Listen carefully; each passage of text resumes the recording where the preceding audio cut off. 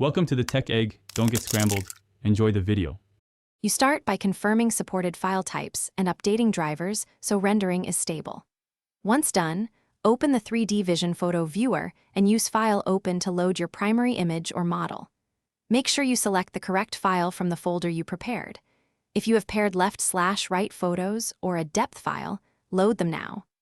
This immediate action avoids backtracking later and gets you into the viewer interface, where tools and controls become available.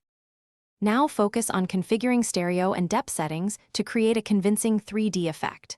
First choose stereo mode, anaglyph for glasses, side-by-side for VR, then load or generate the depth map and tweak strength for natural separation.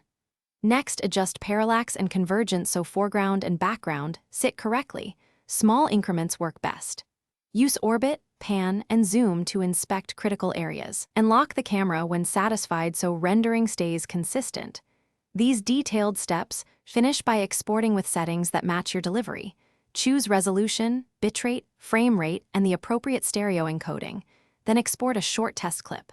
Once done, review the result on the target device to confirm alignment. If you see ghosting, jitter, or warped edges, reopen the project, regenerate or refine the depth map, and lower parallax before re-exporting. One key tip: if artifacts persist, temporarily disable enhancement filters to